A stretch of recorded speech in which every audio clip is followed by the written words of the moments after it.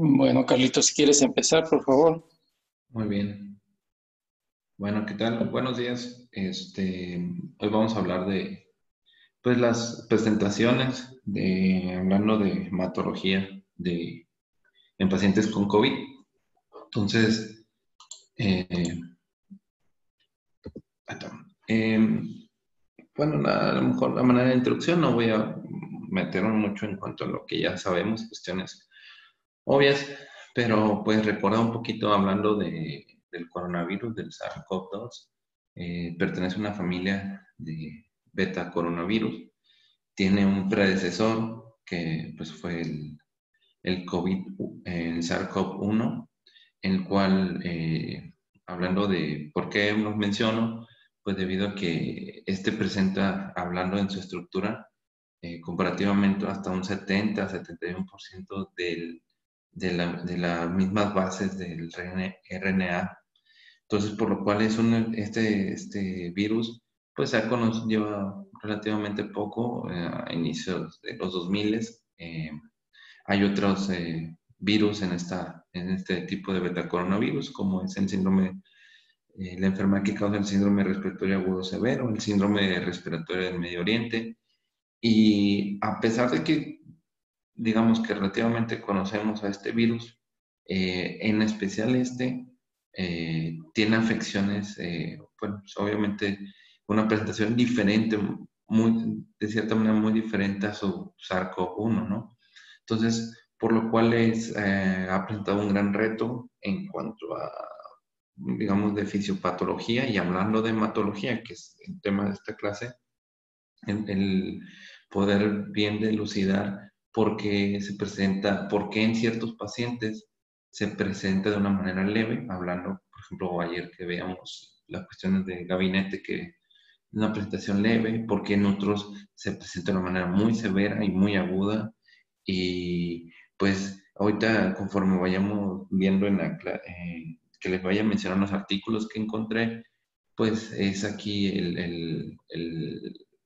no sabemos hasta cierto nivel, de las cuestiones de cómo afecta la plasmina, cómo afecta, un estado proinflamatorio, estado proinflamatorio afecta a un estado para,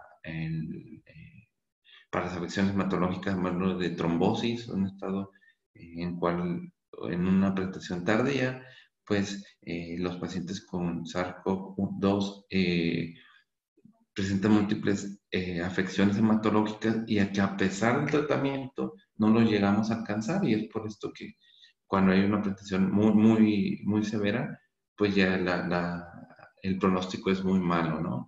Y pues bueno, hablando de lo que se conoce o lo que es común de las presentaciones, manifestaciones hematológicas en esta enfermedad, es principalmente la linfopenia, la neutrofilia.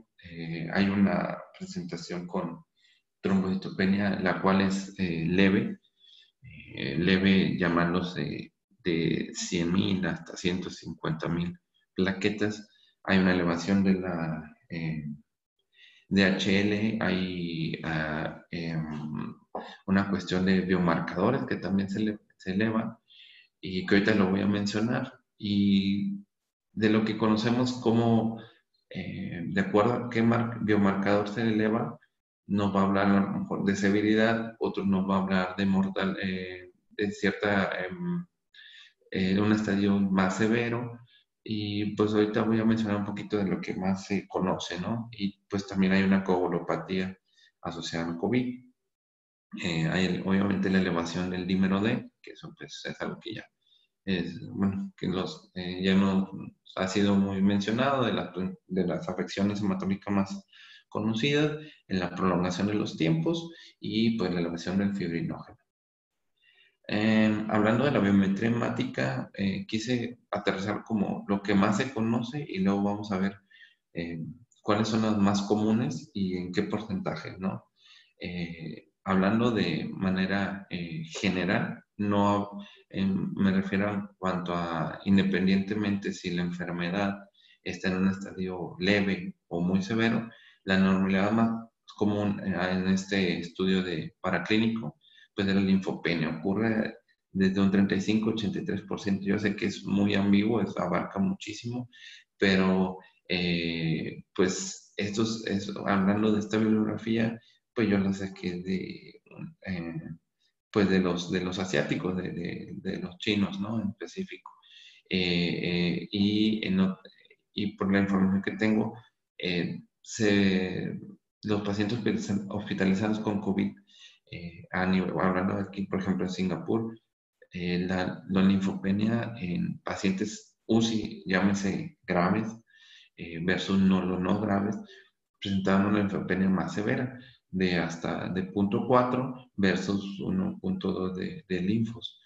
Hablando de la neutrofilia, que se presentaba la neutrofilia aumentada en pacientes eh, de UCI versus los no graves, ¿no? Como aquí les menciono.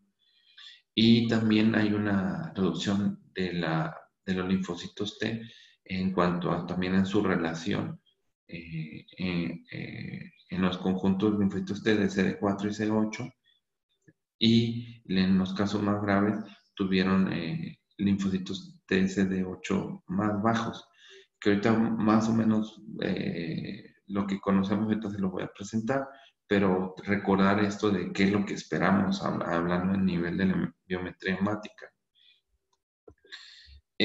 Otra cuestión que les decía, la trombocitopenia no es algo muy común hablando de trombocitopenia severa, profunda. En la leve, como les decía, de 100.000 a 150.000, se presenta hasta casi en un tercio de los pacientes, de 20 a 36%. En la trombocitopenia grave, como les decía, no es muy común, es inusual y es menos de un 5%. Obviamente, hablando solamente de pacientes con COVID. Si hay comorbilidades, en las cuestiones hematológicas, antecedentes, que recibe ciertos tratamientos que son asociados a la trombocitopenia, pues sí, obviamente este riesgo es mayor, ¿no? La anemia no es algo común en este tipo de pacientes, e inclusive en pacientes graves. Existen marcadores, muchos marcadores que debemos estar familiarizados, saber a partir de qué grados me habla más de, como les decía, de mayor riesgo de tendencia hacia severidad o que nos habla y eso nos indicaría peor pronóstico. Hay muchos, pero los principales son la proteína C reactiva, la procalcitonina, la BCG, como les comentaba, de la DHL, y en la mayoría, cuando están elevadas, se asocian a mayor mortalidad. Sin embargo, ahorita les voy a presentar unos estudios, en un artículo hacen un review en el cual hacen una compilación en el cual nos dice que dependiendo de si es PCR, si está elevada a partir más de 10, nos habla de mayor riesgo de mortalidad, pero otros mayor riesgo de complicaciones, es decir, trombóticas, por decir un ejemplo. Entonces, cada uno tiene cierto valor para ciertas cosas de severidad. No todos son específicamente mortalidad. Y pues bueno, ahorita le voy a decir los valores de cada uno. También aquí el detalle de la información, y es algo que mucho recalcan en la, en la bibliografía, que hay mucha información, pero los estudios son, los chinos son los que llevan la ventaja, obviamente, pero las poblaciones que manejan a veces, pues no se puede hacer heterogénea, o solamente agarraban pacientes graves de UCI, o la cantidad de pacientes que era relativamente poca. Entonces, a veces trasladar esa información y aterrizarla de manera generalizada a veces es complicado, y lo mencionan mucho que, pues, al final de cuentas, cuando hay guías, las guías que nos han mandado o artículos nuevos, pues siempre terminan diciendo, se necesita recabar más información, se necesita hacer más estudios debido a lo que les comento, ¿no? Y pues bueno, hablando de la coagulopatía asociada al COVID, de manera general, hablando, por ejemplo, de un tercio de los pacientes presentaban embolia pulmonar. Esto nos decían que, ya ve que, bueno, ayer mencionábamos que Arturo que decía que la tomografía solamente estaba indicada en pacientes, no en pacientes asintomáticos, o sea, no de una manera a todos tomografía, ¿no? Pero en ciertas población que hicieron de manera establecida ya los asiáticos este estudio de la tomografía, se encontró que había embolia pulmonar hasta en un tercio de los pacientes, independientemente del estadio, si estaba asintomático o asintomático. Esto se encontró como un hallazgo. Entonces, hablando de manera global de eventos trombóticos,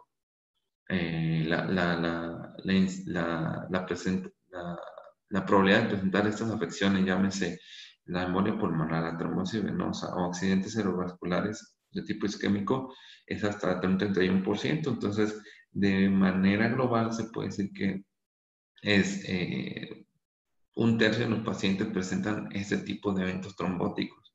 Entonces, por lo cual se traduce en que esta coagulopatía es algo importante a tratar, es algo importante a darle seguimiento de manera oportuna y nos lleva a muchas interrogantes que ahorita les voy a mencionar, algunas paradojas, hablando de la plasmina, por ejemplo.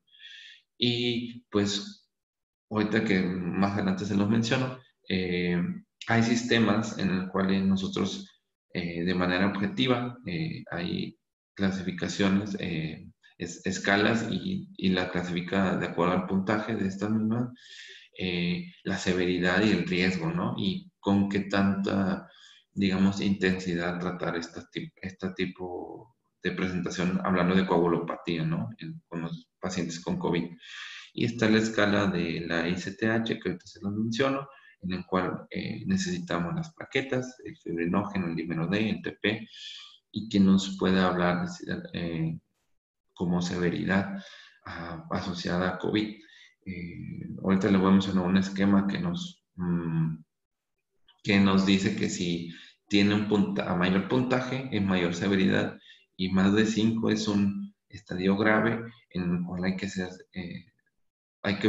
solicitar cierto tipo de pruebas y de acuerdo a la severidad, o bueno, a los resultados de estas pruebas, hacer cierto transfusiones de cierto tipo de tanto plasmas, obviamente la profilaxis, etcétera. Perdóname. Y bueno, la coagulopatía proviene de los datos, como les decía, esta información que saqué nos menciona en los artículos que provienen de pacientes hospitalizados con una presentación severa, por lo cual no es de manera generalizada, sino en un estadio en pacientes de UCI, vaya. Y pues también, pero es poco probable que los pacientes con COVID leve tengan mayor riesgo de trombosis. Sin embargo, por ejemplo, hay estudios en los cuales nos dice que hay una afección, este estado protrombótico nos dice que es una afección de la plasmina, que si nosotros somos, bueno, al ver cómo se presenta la historia natural de la enfermedad, hablando de COVID, en un paciente grave, y nos dice que hay una falta de destrucción del fibrinógeno en fibrina y por ciertos factores, que ahorita la siguiente diapositiva, cómo se va desarrollando la enfermedad, nos diría que sería bueno o es un área de oportunidad decir, oye, ¿por qué si ya sabemos que hay un aumento de estos de productos de degradación y que llega un momento en que es tanto la destrucción y estos restos causan un estado proinflamatorio, que es un círculo vicioso, ¿por qué no decir, sabes qué? Pues cuando está en un estadio leve, iniciar tratamiento para darle estos factores que se van a ir gastando por este estado continuo de proinflamación, de destrucción y demás, ¿por qué no darle tratamiento a estos pacientes? Que ahorita lo voy a mencionar, que es uno, por ejemplo, se me pareció interesante el uso de ácido tranexaménico en pacientes o población que está en alto riesgo. ¿Cuál sería la población en alto riesgo? Pues pacientes, por ejemplo, nosotros, el personal de salud, que está muy expuesto a la exposición, bueno, perdón, tienen mayor exposición al COVID. Entonces, por lo cual es un área de oportunidad. Sin embargo, ahorita les voy a mencionar lo de las paradojas, que nos lleva, ahorita les voy a mencionar que como toda en la vida, bueno, yo creo que no existe nada bueno ni malo, sino en la dosis la que hace el veneno. Entonces, un exceso de plasmina o un descenso o una disminución, un déficit de este mismo, causa que el virus se propague mucho o que el tratamiento no vayamos al extremo y pues cause que se esté desangrando, que tenga eventos muy severos, ¿no? Y pues bueno, ok, entonces este es el alveolo, este es, bueno, la vasculatura pulmonar. Entonces, el que llegue, eh, en la manera en que se presenta el virus a nivel pues es respiratorio, de una vía respiratoria, ya lo sabemos, y la forma en que se propaga y causa este tipo de severidad, que porque aquí podemos explicar por qué hay algunos pacientes que tienen mayor severidad que otros. Pues primero que nada, pues saber que hay un depósito de fibrina cuando hay un daño, cuando el virus ya está presente, se está replicando, se está afectando a nivel del parénquima pulmonar, hay lesiones y hay un depósito de fibrina, entonces, causado por la destrucción de la presencia del virus a este nivel del alveolo. Entonces, pues bueno, va a causar la activación o la lesión a nivel del alveolo junto con la vasculatura pulmonar, la activación y presentación del factor tisular, que va a ser un quimio atrayente y va a llamar a los neutrófilos hacia lo que es el espacio alveolar que les comento, y pues una vez activado va a llamar a todos a los sistemas de proinflamatorios de defensa, llámese los monocitos, los neutrófilos, y este daño, este es el principal que lleva el factor tisular, es el que lleva, digamos, la batuta para hacer toda la cascada proinflamatoria. Por ejemplo, llama a los leucocitos, en específico a los neutrófilos, a los macrófagos, a los monocitos, y estos a su vez hacen que una vez presentado el daño en la membrana endotelial, hay factores de coagulación dentro de los alveolos que se liberan eh, de estos mismos leucocitos y causan una cascada llamando al factor necrosis tumoral, y este a su vez haciendo un círculo vicioso, hace que liberen en su superficie mayor factor tisular, y por lo cual es continuo este estado preinflamatorio y es lo que lleva a un fluido rico en exudado, y por lo cual vemos que hay pacientes que, pues bueno, este patrón que vimos ayer, bilateral, parchado, vidrio esmerilado, etcétera, es lo que hace que preserve y que se continúe este estado hasta que, pues, el paciente llega a un momento que el parénquima está completamente ya afectado, hablando de todo la cuestión pulmonar. Entonces, nos dice que hay factores que cuando se deposita esta fibrina, este es acumulativo, se presenta en la fibrina, se acumula, y pues esto a su vez se presentan estos dos factores, hablando de que son nuestros salvadores, por ejemplo, para delimitar la enfermedad, son inhibidos por algo que se llama inhibidor activador de plasminógeno. El plasminógeno, este inhibidor de plasminógeno, pues como dice, inhibe la plasmina para la destrucción del mismo. Entonces, por lo cual, ahí está el proinflamatorio, se libera este PAI-1, este inhibidor. Entonces, por lo cual, los factores que tenemos digamos, innatos para inhibir este círculo vicioso de proinflamación, pues se cortan con este inhibidor. Entonces, aquí esta parte es importante entenderla porque al nosotros, en teoría, desarrollar algún medicamento pues sí, que inhiba el inhibidor, pues va a llevar a cabo pues de tener este círculo vicioso de liberación de interleucina, 1, 6, quimoatrayentes, que los neutrófilos en los monocitos liberan en su superficie estos factor tisular y preserve este estado proinflamatorio mediante, como les decía, interleucina y por los factores necrótico tumoral. Entonces, pues es importante entender esto, que pues hay terapias, uno, a este nivel, que es inhibir el inhibidor, el PAI-1, o dar el activador de plasminógeno tisular y el activador de plasminógeno de uroquinasa, son estos dos. Entonces, hay ciertas terapias que se han dirigido a este nivel.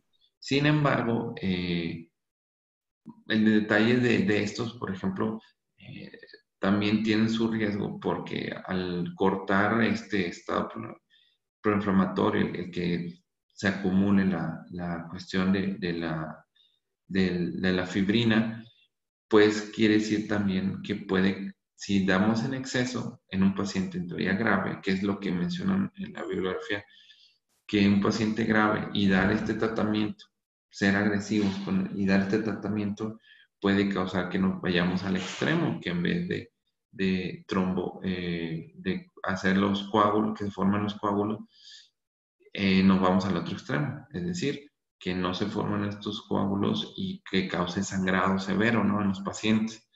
Entonces, aquí lo que mencionan o lo importante de esto es que la respuesta es que todavía no saben en qué momento dar este tipo de tratamiento. Hablando del inhibidor de PAI-1, hay una presentación que es nebulizada para que sea solo efectivo a nivel pulmonar. Se ha visto que ha habido mejoría. Sin embargo, lo que no saben es en qué momento hacerlo. Es decir, si un paciente que ya está con una presentación severa, que ya está intubado, que ya está en cuidados intensivos, o hacerlo de una manera temprana, desde un paciente que está asintomático, por ejemplo, que tiene su prueba positiva. Entonces, esa es la mayor disyuntiva de ahorita. Pues se sabe este mecanismo, sin embargo no se sabe cuándo aplicarlo y lo que se tiene hasta ahorita, hablando del PAI-1, es inhalado con nebulizaciones y tratar de hacer lo más efectivo solamente a nivel pulmonar. Entonces, para tener un poquito más claro, el factor tisular está sobreexpresado principalmente en los monocitos. Este es un índice de activación inmune, pues como les decía, es un quimioatrayente.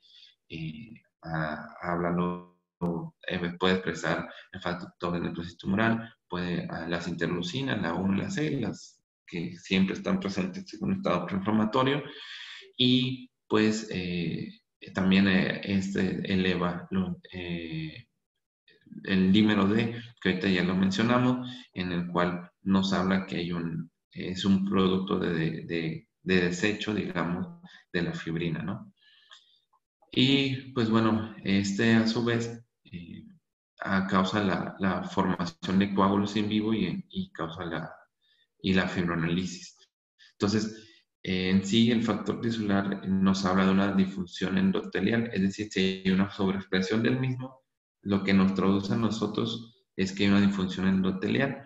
Y pues esta disfunción endotelial, ¿en qué se traduce o por qué es tan grave en estos pacientes? Pues hay aumento de la permeabilidad, hay un aumento de la adhesión de leucocitos, monocitos, alteración de la vasodilatación. Esto nos aumenta la activación plaquetaria, también afecta la contractibilidad vascular y esto nos engloba a un estado de trombogenicidad.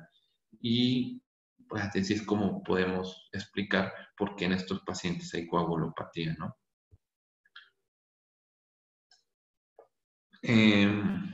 Hablando de como reglas generales, pues bueno, la Sociedad Británica de Hematología nos dice que hay que iniciar el tratamiento para la profilaxis tromboembólica. Si ya sabemos que hay una asociación con coagulopatía y COVID, entonces nos dice que todos los pacientes, incluyendo los que mencionan no clínicamente severo, con un estadio severo, que requieran hospitalización, pues hay que iniciar de manera profiláctica el uso de, de las cuestiones como la enoxaparina, que es un tratamiento que ahorita lo voy a mencionar como un poquito de la familia, cómo hacen su efecto, pero hablando de las heparinas de bajo peso molecular, no, estas a su vez tienen un doble efecto, tanto profiláctico, pero también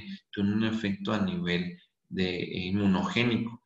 Entonces, lo que yo encontré es que son las que están más indicadas para, hablando de las heparinas, porque hay varios tipos, ¿no? La fraccionada, etcétera, que tienen un doble efecto y tratamiento y que se ha visto que es el que reduce el riesgo de un peor pronóstico en un paciente con COVID.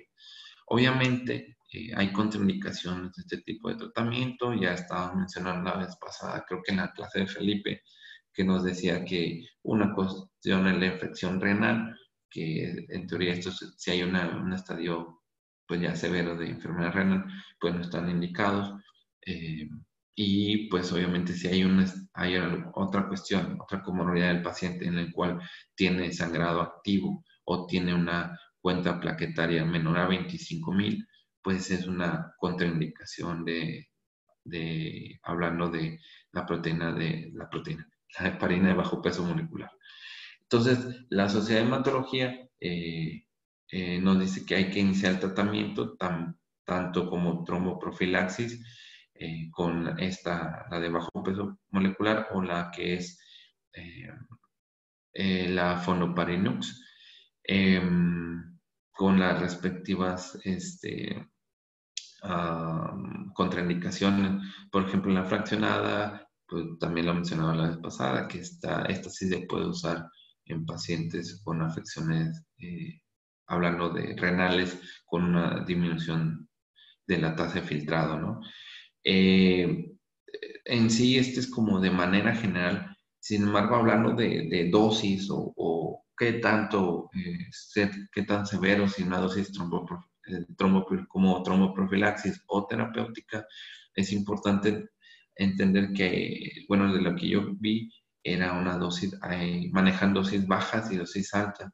De 40 a 60 eran dosis bajas al día y 2 veces al día, es decir, cada 12 horas, esta misma dosis se considera como una dosis alta. Sin embargo, yo no encontré como específicamente, no, que yo, al menos en las guías, hablando de la sociedad de hematología, que nos dijera, esta es la dosis estándar, esto es lo que debemos de dar. No, te dice que sí hay que usarlas, sin embargo, yo no encontré que nos diera una dosis específica.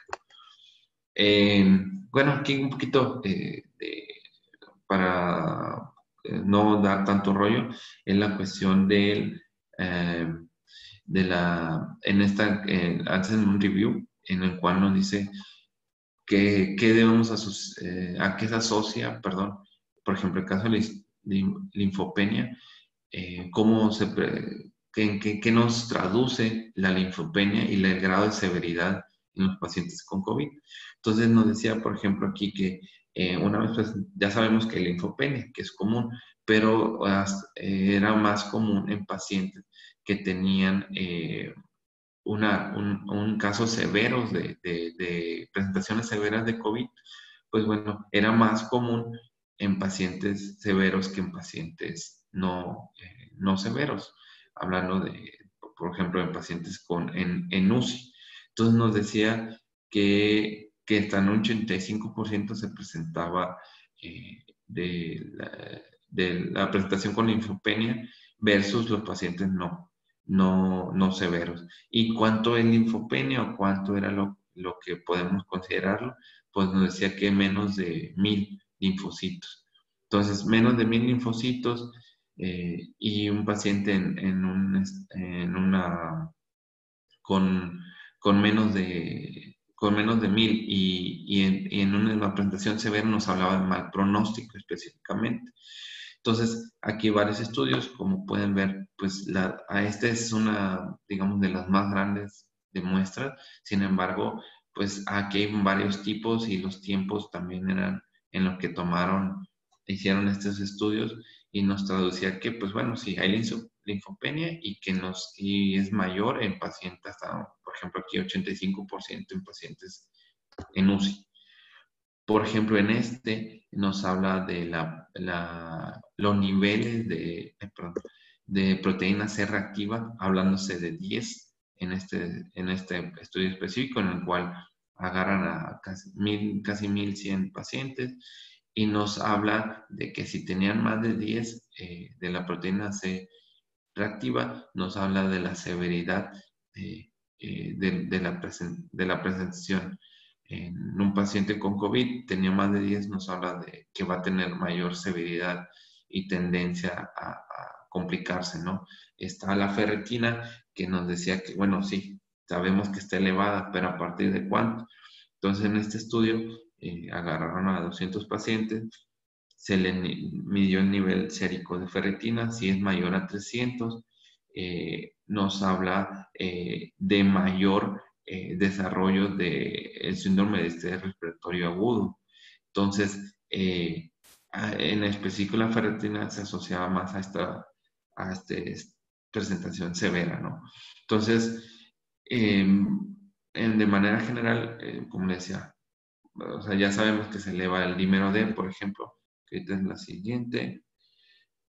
Sí, en el cual si está elevado más de 500, aunque en otra bibliografía no decía 600, en esta muestra que agarraron de 1100, más de 500, 600. Este es el valor de miligramos sobre litros. Nosotros en el hospital tenemos otra, digamos, dilución. Entonces, mayor a 500 nos decía que se asociaba a un endpoint, a una presentación de cuidados intensivos, el uso de intubación o muerte. Entonces nos decía que a mayor dímero, pues mayor riesgo de complicaciones, ¿no? Hablando de la procalcitonina, a mayor de 5 de nanogramos sobre mililitro, se asociaba a una severidad pues mayor en los pacientes con COVID y que tengan elevación de estos biomarcadores. Entonces, pues es importante entender una vez que tenemos, bueno, cuando ya vayamos, los que todavía no entran o los que ya van a empezar a ver pacientes de COVID, pues estos valores y que veamos dímeros más de 500, 600, incluso había reportes que, bueno, decían que llegaban hasta 2000, 3000 de dímero de, pues obviamente estos pacientes están con súper mal pronóstico, ¿no?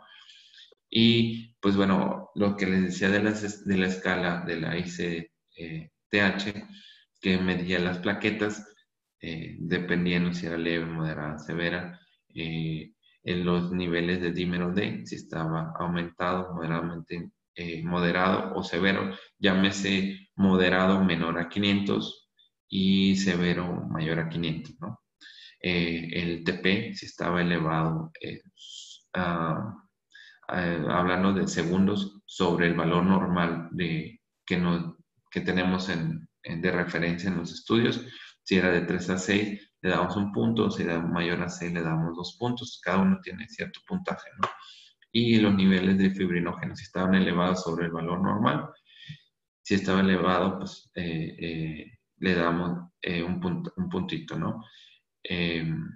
Y pues bueno, si era, y aquí tiene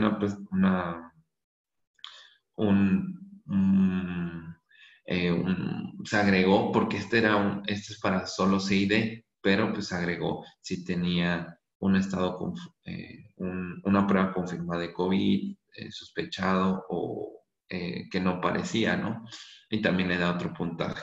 Entonces les decía que en este review nos dan este esquema en que si hacemos el score para coagulación intravascular diseminada, el ICTH que les mencionaba, si tenía menos de 5 o más de 5, era el punto de corte en el cual decía, si es más de 5 es severo, y pues hay que iniciar el tratamiento de una manera pues más intensa, debido a que pues es una CID, debido a que necesita grandes cantidades de transfusiones, llámese plasma congelado, plaquetas, y obviamente, y aquí nos dice que es importante que mantener la tromboprofilaxis.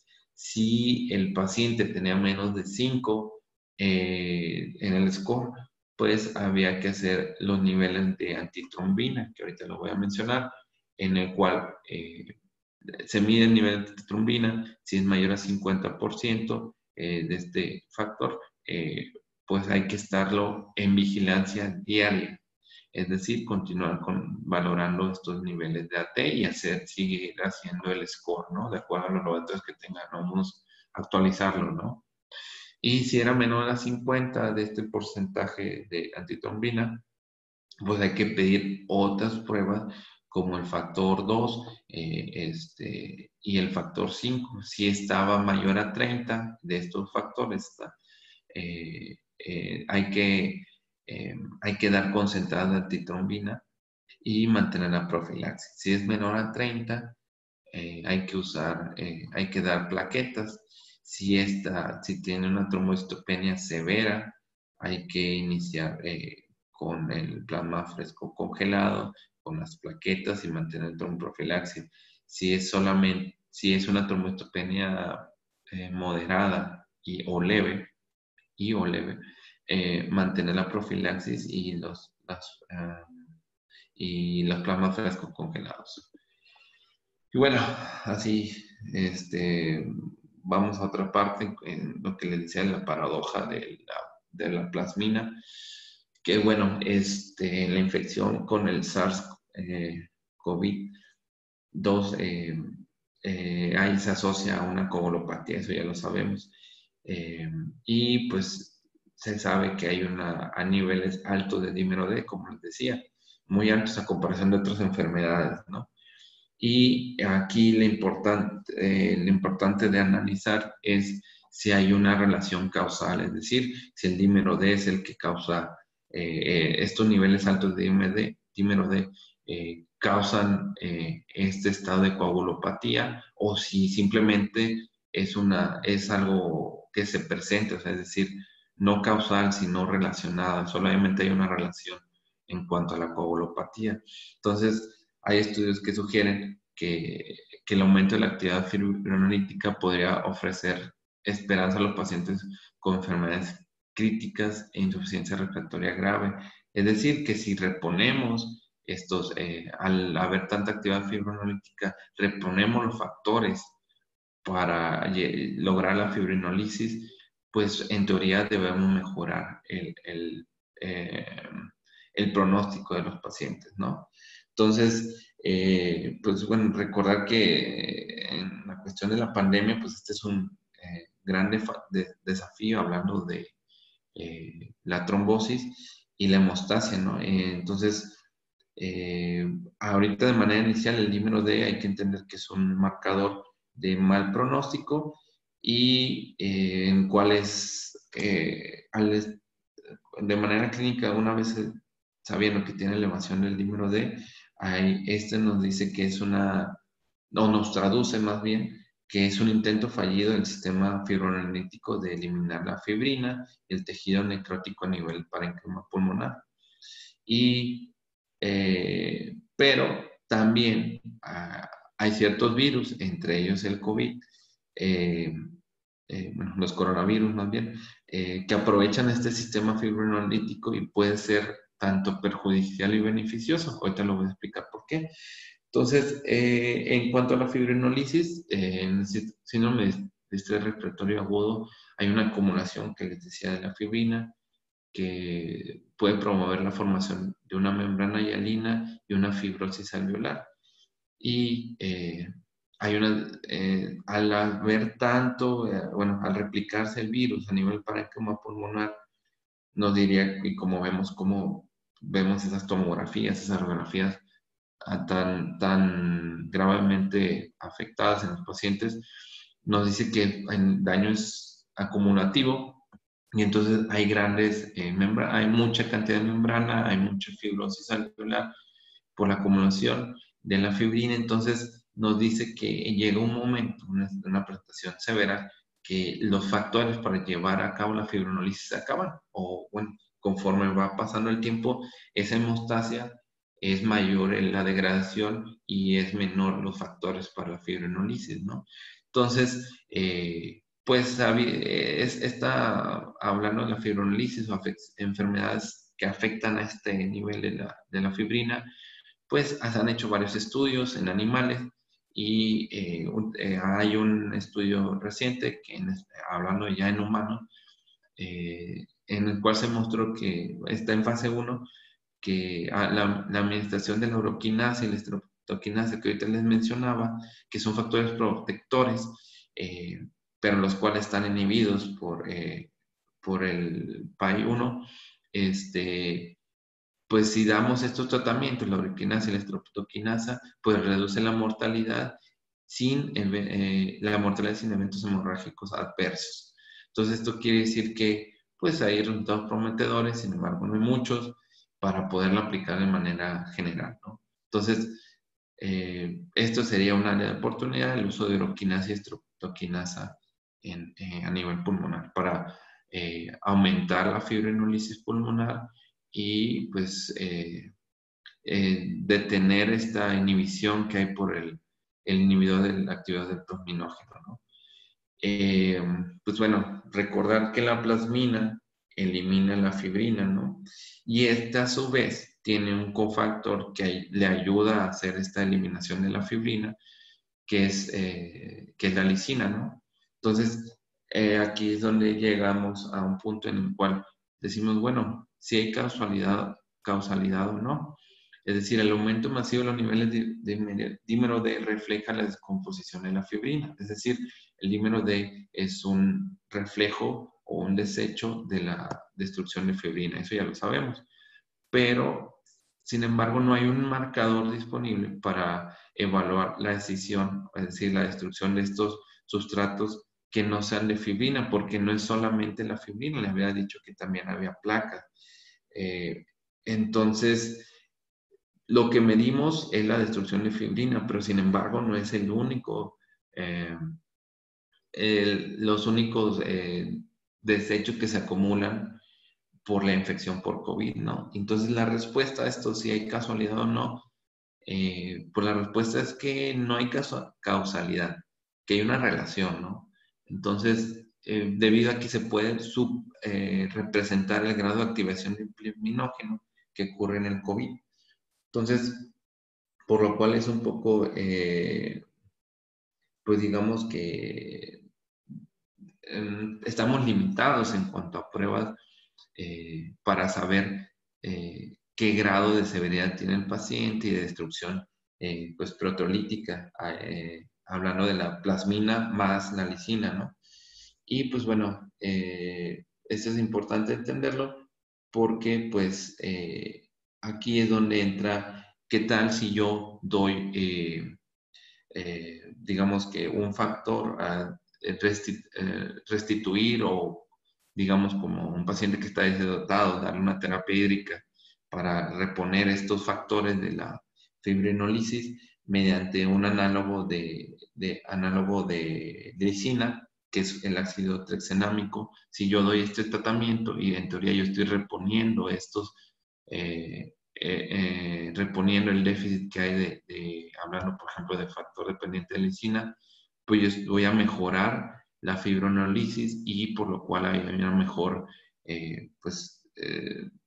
digamos, el metabolismo de la destrucción con la infección del virus, pues yo mejoraría al paciente, pero lo que no se sabe es en qué momento hacerlo, ese es el problema, o sea, si hacerlo desde una manera temprana en pacientes asintomáticos o en un paciente que ya está a nivel severo. Y es por eso que les mencionaba previamente que el dar la uroquinasa o la streptoquinasa es alentador. Sin embargo, el miedo es irnos al extremo, que irnos a un estadio de hemorragia severa, que hasta ahorita no se ha presentado en estos estudios, pero como le digo, todavía está en una fase 1, no podemos dar ese tratamiento, no sabemos cómo se comporta de manera general, ¿no?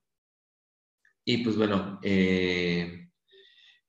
los virus, continuando con la plasmina, si es buena o mala, los virus generan plasmina tal cual. Al unirse a las células, una vez que se replican, generan plasmina y esto logran hacer, una vez generada esta plasmina, escinden las proteínas de superficie importantes para la infección celular o evadir la inmunidad del huésped. Es decir, esta plasmina la utilizan para entrar a la célula y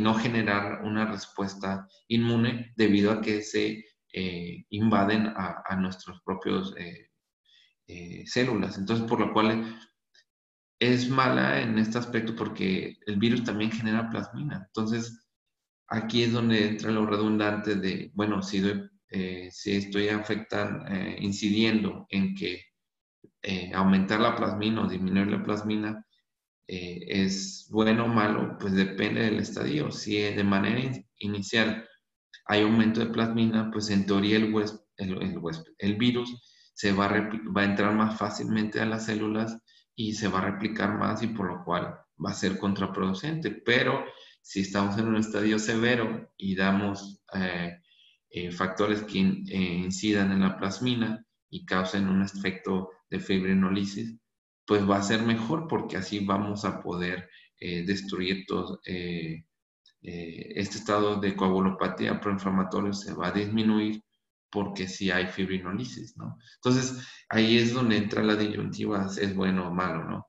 Y pues bueno, también la plasmina tiene un efecto inmunológico debido a que disminuye la producción de citocinas y si hay menor citocinas, hay menor activación de la respuesta inmune, una disminución de la inflamación y por lo cual es más fácil que que el virus perdure, ¿no? Y pues bueno, eso es algo importante a mencionar. Entonces, como le decía, el dilema clínico, ¿qué tan temprano debe suprimirse la fibrinólisis y cuándo? Y si ya se hizo, ¿hasta qué estadios podemos hacer esta terapia, ¿no? O sea, ¿qué tan tarde vamos a darle el ácido tranexanámico, por ejemplo? Y pues bueno, entonces, si un agente antifibrinolítico como el ácido tranexanámico se administra de manera temprana a pacientes de COVID, ¿hasta qué punto sería necesario? De hecho, otra pregunta que la otra vez mencionó, creo que el doctor Lascano fue el que hizo, decir, bueno, damos la tromboprofilaxis, damos la enoxaparina, oye, pero ¿hasta cuándo la doy? ¿Y hasta qué momento? Si el paciente se recuperó, oye, lo doy de alta en su casa y no le doy nada de tromboprofilaxis. Entonces, estas son las disyuntivas que, pues, de acuerdo a la bibliografía que encontré, pues todavía no hay respuesta, ¿no? Es decir, todavía no sabemos en qué momento iniciarlo y en qué momento suspenderlo. Y ya casi voy a acabar. Ya sabemos que el tratamiento, quería hablarle de heparina. Existe varios tipos de heparina. Aquí está abajo, arriba, perdón. en el inciso A pues, está la heparina, en el cual hay varios tipos. Voy a mencionarle lo de bajo peso molecular, en el cual tiene un área en el cual pues yo puedo, bueno, el heparina es un glucosaminoglicano, es un polisacárido, en el cual en esta tiene un área que se llama pentasacárido, y aquí es donde se une a la antitrombina. Entonces, aquí esta área es donde se une y hace su efecto antitrombótico, ¿no? Esto es debido, como le decía, a una secuencia específica de pentasacáridos. Y pues bueno, recordar que también tiene, tiene un efecto antiinflamatorio con potencial de prevenir el deterioro de la enfermedad. Ahorita le voy a mencionar cómo es. Como historia de antecedentes, pues la heparina se ha usado desde hace muchísimo tiempo como un medicamento antitrombótico, es decir, desde 1930, y como les decía, activa la trombina porque tiene un área específica para esta y hace una inhibición de las proteasas, y por lo cual hay una disminución del riesgo trombótico. También recordar, o sea, hay varios tipos de heparina, en cual también hay fraccionadas, y qué es lo que la diferencia de una de otra, es que tienen algo que, una versión de heparina, bueno, de componentes que se llaman heparina, áreas de heparina de alta afinidad y de baja afinidad. La heparina, hablando de bajo peso molecular, tiene solo un 30% del componente de heparina de alta afinidad. Y eso es lo que la diferencia de la fraccionada. Este tiene otro porcentaje. Entonces, pues bueno, como les decía, este tratamiento es muy bueno en cuanto a tromboprofilaxis y disminución de un efecto antiinflamatorio. Esta presenta dominios cargados negativamente que se sirven para unir a las proteínas, como les decía, de alta y de baja afinidad. Hablando, hay una versión que es el heparansulfato, que es otra tipo a la cual no es una heparina, pero tiene una similitud el heparansulfato con heparina.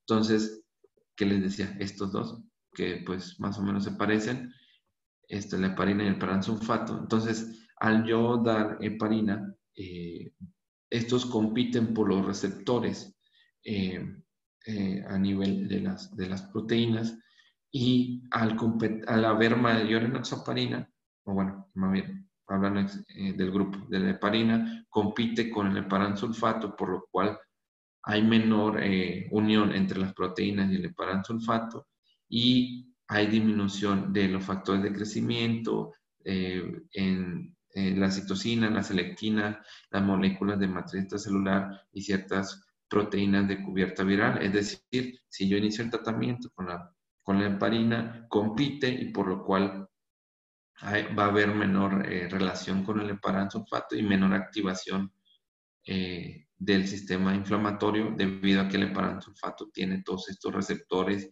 y actúa a diferentes niveles que causan el estado proinflamatorio. Entonces, también se ha visto que el tratamiento con heparina de bajo peso molecular, se ha visto que disminuye la interleucina 6 específicamente mediante este efecto que les digo, que compite con el heparansulfato. Entonces, pues es muy importante tener en cuenta todo esto de por qué es bueno la tromboprofilaxis, pero también tiene un efecto inmunológico, ¿no? Y pues realmente es muy importante tener en cuenta todo esto. El que se más ha estudiado es la heparina. Hay muchos tratamientos, como les decía, lo de la tromboquinasa, el inhibidor del inhibidor, que les decía de del del PAI-1, las cuestiones, las tromboquinasas endógenas, que si lo aumentamos, en teoría, cortamos este ciclo vicioso de estado proinflamatorio. Sin embargo, todavía no hay estudios clínicos ni tampoco dosis estandarizadas para aplicar ahorita en los pacientes. Entonces, realmente, pues todavía estamos, pues digamos, como que en baby steps de ciertas terapias que podemos aplicar para evitar la coagulopatía asociada al COVID. Y pues realmente es eso lo que les encontré y que quería ponerles ahora en la clase.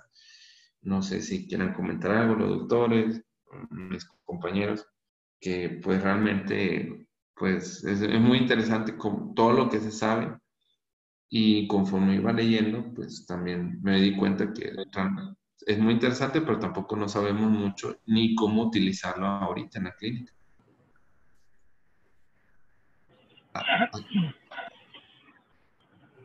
¿Dijo algo, doctor?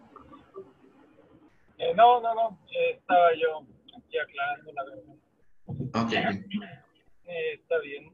Yo creo que lo último que dijiste es muy cierto y que estamos actuando un poquito más de manera empírica porque no tenemos mucho conocimiento, pero quizás lo que yo les preguntaría es qué es lo que han visto, tanto Claro. en otros lugares, los que han ido como los que están aquí, que han entrado y que han estado participando directamente en la atención. Aquí puro héroe, ¿no?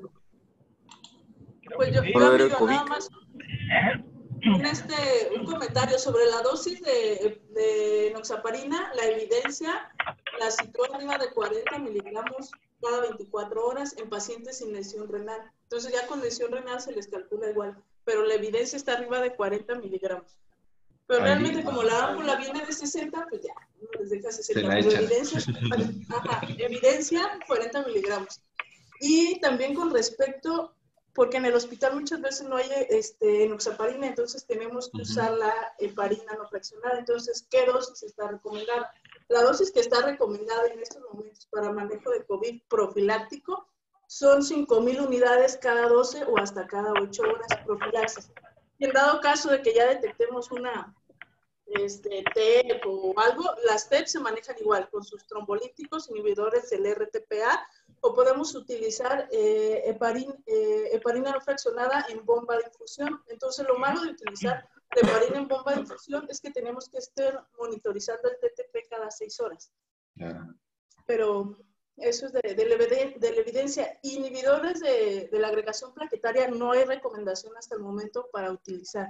Y sí, los pacientes en tercer nivel y en Estados Unidos están yendo a casa con anticoagulación. De hecho, en Siglo les están dando rivaroxaban durante 14 días después de su egreso. Aquí no les estamos dando, no sé por qué, no sé si se los podamos indicar o tengamos que pedir alguna autorización a nivel de gobierno del hospital, pero en tercer nivel los están anticoagulando después de irse. Ok. Oye, Citla, fíjate que yo sí he visto algunos pacientes que ha dado alta el doctor Menchaca o el doctor Mejía, y sí los mandan a casa con Riva, con Dabigatran, o creo que he visto algunos hasta con Apixa. Con el que haya. Con el que haya, más bien. Sí, hay médicos que sí los mandan. Y eso es la recomendación y es lo que se tiene que hacer. Sí, porque eso que dices tú, Citla, eso sí, traté de buscarlo como de, oye, pues si ya sabes que es una coagulopatía asociada al COVID, pues que le dejo, que le doy, pues ni modo que lo deje de la nada, o sea, ya vete, pues ya estás mejor, no ocupas de oxígeno, o pues estás estable en tu casa, pero lo demás, sí estoy... Pero es que la recomendación es que se vayan anticoagulados. Sí. Y pues no sé, yo no he visto como que cuál es el mejor, hablando si lo vamos a dar, como dice. De veras, no sé. Eso también es algo interesante como área de oportunidad, de ver qué sale más, porque yo no encontré algo específico de eso, ¿no? O sea, como que decirle cuál es el mejor. Bueno. Y también estaría interesante ver qué pasa con los pacientes con trombofilia que ya llegan con un síndrome antifosfolípidos, a lo mejor triple positivo. No creo que se tenga que cambiar la anticoagulación. Es un área de estudio muy interesante la anticoagulación. Sí, o sea, hay muchos estudios ya no lo mencioné porque es que todos llegan al mismo punto de, bueno, hay que hacer más estudios experimentales para saber, pero por ejemplo los que son hematológicos o que tienen oncológicos, que ya tienen ciertos tratamientos que son trombóticos, cómo hacerle en esos pacientes, porque ya sabes que tienen cierta baja de las plaquetas o otros tratamientos efectos adversos ahí como, y que le doy a esos pacientes si le da COVID, ¿no? Pero bueno, sí es algo complejo y ya les de oportunidad. Bueno, podríamos pedirle a la hematóloga, a la doctora Herrera, a ver si nos da una clase de las cosas nuevas que hay Pues sí. con los pacientes oncológicos y los de trombofilias. Pues ahí que la doctora Rojas tiene ahí se lleva bien con Buena ella. amistad. Sí, pues es que ella se gestione, va con todos, ¿no? Por cierto, ¿dónde está la doctora Rojas? Sí, pues sí. Gracias. Sí, hay que comentarle. Igual, si usted ve bien, doctor, pues para comentarle a la hematóloga. Sí, ya sé. Doctor Lascano, no sé si tenga alguna comentario. O doctor No, Márquez. porque tengo poca experiencia en relación con eso. Tengo pocos pacientes. Sí, sí, sí. Y a los pocos que he visto, pues están en casa, pero sí los mando con Clexane. Ok. Sí los mando con Clexane. Pero bien dices tú, no sabemos con certeza cuándo quitárselos, cuándo te los quitas. Y como dices, sí, claro, y sí puedes ajustar las dosis como estás habituado al funcionamiento del riñón, en fin, pero pacientes más graves no he visto. Sí, es algo. Ni sé cuánto tiempo después puedes continuar o si vas a continuar con Rivaroxaban o alguno otro. He visto. Ni he leído mucho al respecto, por eso estaba calladito. No, está bien, doctor. No, porque yo nada más iba a agregar el punto, algo que a mí me llamó la atención era el uso de ácido tranexamámico. O sea, ese es algo prometedor, algo que yo no he visto que hagan. Si bajo esta teoría de la paradoja de la plasmina, pues cuándo iniciarlo y en qué tipo de pacientes o incluso, como les decía, en el personal médico. Pero bueno, eso ya veremos a ver cómo sale. Doctor, mañana van a hacer las preguntas o cómo va a estar la dinámica. Quedaba Arturo, ¿no? De traer Sí. radiografías. Ok. Sería bueno que Felipe también quedó de traer tratamiento, ¿no? Sí, lo del manejo del infarto. Sí, pues si quiere mañana no me acuerdo. Mañana lo presento. ¿Quedaste de traer algo para mañana? Pues no sé. No, doc, pero si usted quiere, pues fue de lesión renal. No sé, ok.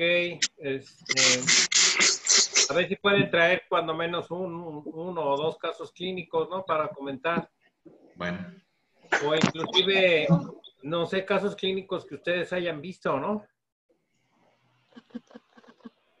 Okay. Porque sí están viendo pacientes graves, ¿no? Con COVID. Sí, doc. Sí.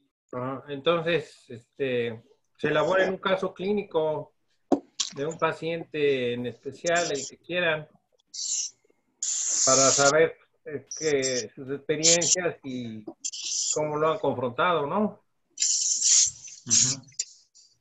¿Verdad? Creo que el doctor quiere hablar, pero no se escucha.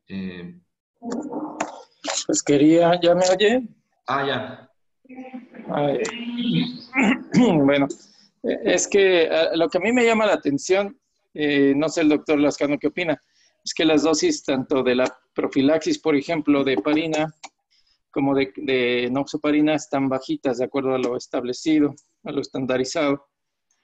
Y luego le quería preguntar a Citlali que cuando ponen heparina no fraccionada en infusión, ¿a cuánto llevan el TTP? para evaluar si está funcionando o no. No sé si lo vieron. Es que se me desconecté varios minutos y luego no me oían. Ay, Doc, no lo escuché bien, como que se entrecorta. Decía que, ya ves que, como lo que decías, la no fraccionada, que a cuánto tiempo llevar los tiempos de coagulación como meta, ¿no? Sí, exacto. Ah, como meta. Ajá. Es que se supone que la heparina, la no fraccionada, se utiliza como en bolos en paciente en profilaxis, pero cuando se utiliza como meta del TPT es cuando la tenemos en bolo como tratamiento, pues para una TEP o una trombosis de miembro inferior, cuando no tenemos otras opciones. No recuerdo las metas de TTP, pero ahorita las investigo. Nada más recuerdo ahorita de momento que es cada 6 horas estar monitorizando los tiempos. Igual, Pero cuando... sí, Ajá, yo a ver si encuentro una información y pues la traigo mañana también, como las tareas que tenemos cada una de las exposiciones, para enriquecer eso. Porque si te das cuenta con la profilaxis, en realidad te quedas corta por la vida media, ¿no? Sí. De hecho es cada 8. Y la vida media es de 4 horas. La dosis depende del paciente, obviamente, pero hay una dosis establecida por kilo. Y en otro tipo de padecimientos, la idea es llevarlos a 2 o 3 veces el valor máximo normal, entonces sería de 60 hasta 100 segundos, 60-90 es el promedio, para evitarle riesgos de hemorragia, pero también que efectivamente le estés protegiendo. Yo, igual que el doctor Lescano, no tengo experiencia en los pacientes graves, ahorita la mayor experiencia la tienen ustedes. Y sí sería bueno al final poder encontrar todos estos parámetros y obviamente seguirlos en el tiempo, porque, y como tal lo mencionó Carlitos, creo que seguimos actuando muy empíricamente y vamos descubriendo cosas paso a paso conforme la enfermedad persiste, ¿no? Y que nos va dando más información los que van haciendo las investigaciones y sacando reportes. Bueno, entonces, pues ya si quieren, mañana nos vemos. Sale. Bye. Gracias. Bye. Bye.